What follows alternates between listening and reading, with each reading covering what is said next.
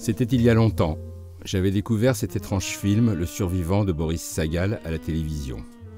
Le survivant, c'était Charlton Heston, et tout à coup, au détour d'un plan, le Charlton Heston en question, homme de goût à cette époque, écoutait Around Midnight. C'était assurément mon premier contact avec Thelonious Monk, en tout cas avec son thème le plus célèbre, dont je ne me suis jamais lassé, vous non plus j'imagine.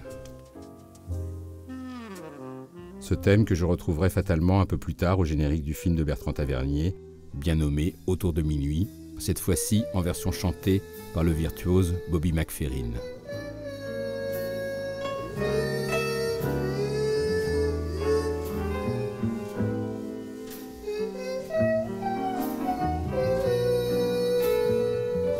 Bien plus récemment d'ailleurs, j'ai retrouvé avec plaisir dans Brooklyn Affairs de Edward Norton une autre version vocale, cette fois-ci par le très attachant Babs Gonzalez, le genre de truc qu'on écoute volontiers en voiture.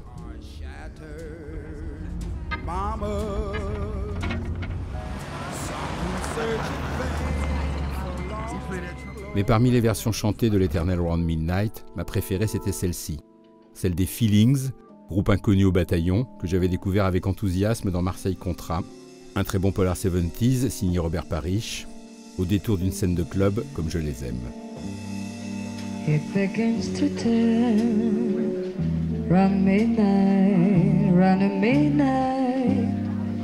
I do pretty well till after sundown. Sinon, il y avait cette version instrumentale, très dépouillée, un peu amateur, mais pas sans charme, de l'humoriste Dave Chappelle en personne, dans Dave Chappelle's Block Party de Michel Gondry.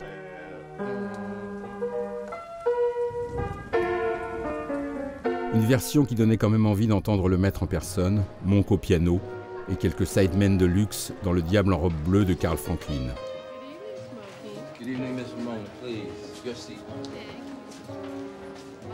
Le problème avec Monk, c'est qu'une fois qu'on y a goûté, on ne peut plus s'en passer. Alors j'ai plongé définitivement. D'abord en retrouvant cette version de Mysterioso que, comme Claude Rich dans Je t'aime de René, j'aimais écouter en silence.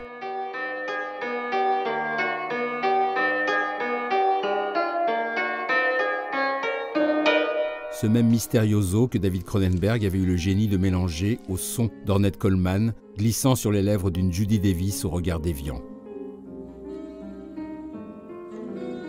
Mysterioso en effet.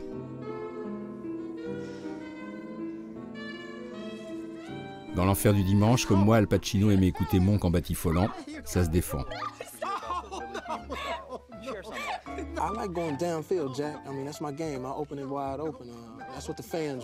D'autres, comme Ellie Fanning, préféraient regarder par le trou de la serrure, ce qui n'empêche pas de tendre l'oreille pour écouter cette interprétation sublimement zen d'I'm Getting Sentimental Over You par le maître Monk. Un délice.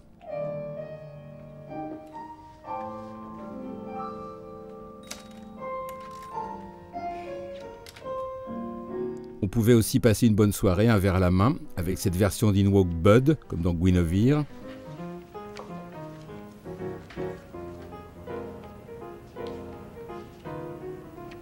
Do you want to stay here, Harper? Tonight?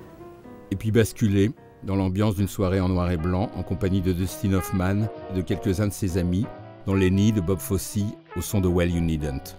Ça fait un peu rêver quand même.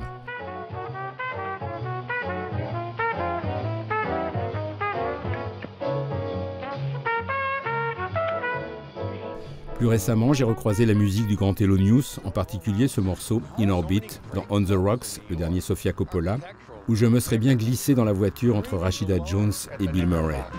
Please.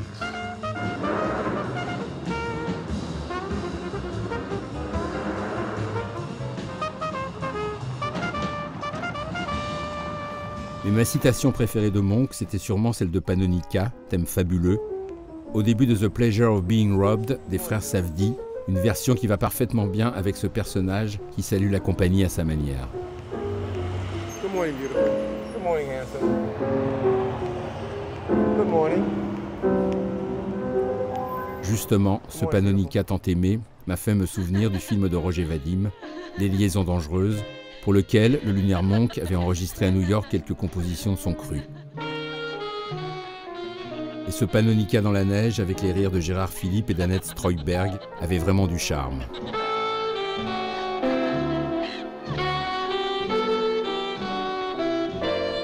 Évidemment, ce By and By, toujours signé Monk, sur ce plan, comment dire, très plaisant, c'était pas mal non plus.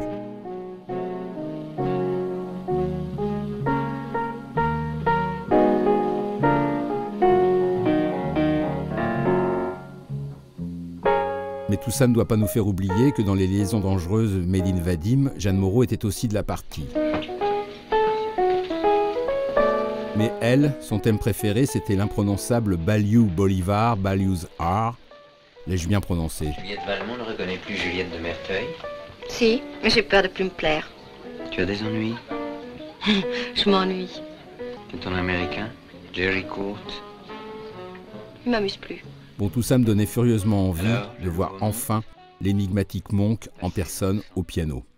Évidemment, il y avait la solution Chico et Rita, avec son Thelonious animé.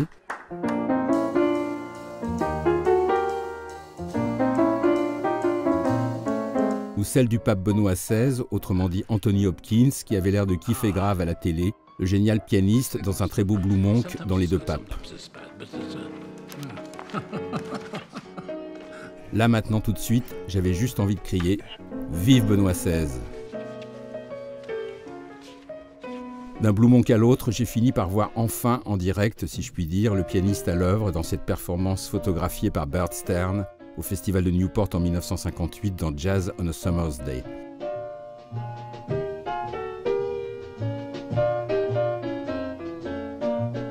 Le genre d'endroit et d'époque où j'aimerais me téléporter immédiatement et y rester éternellement.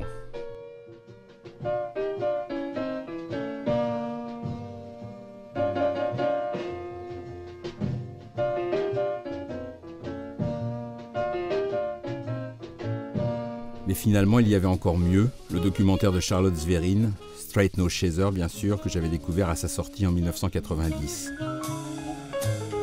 C'était l'éblouissement, que ce soit en noir et blanc et en studio dans cette Ugly Beauty,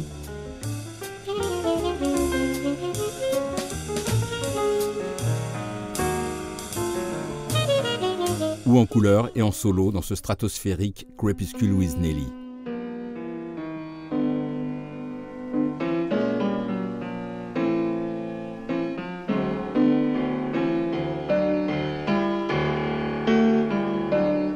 Mais surtout, ce que j'avais découvert dans ce Straight No Chaser, c'était que Thelonious était un véritable extraterrestre.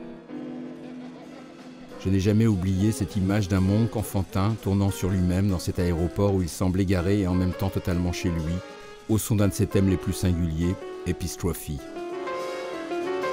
L'image et le son en même temps d'un Pierrot lunaire génial dont je n'aurais pas percé le secret, mais qui restera à jamais le plus étrange de tous, un être, un ange.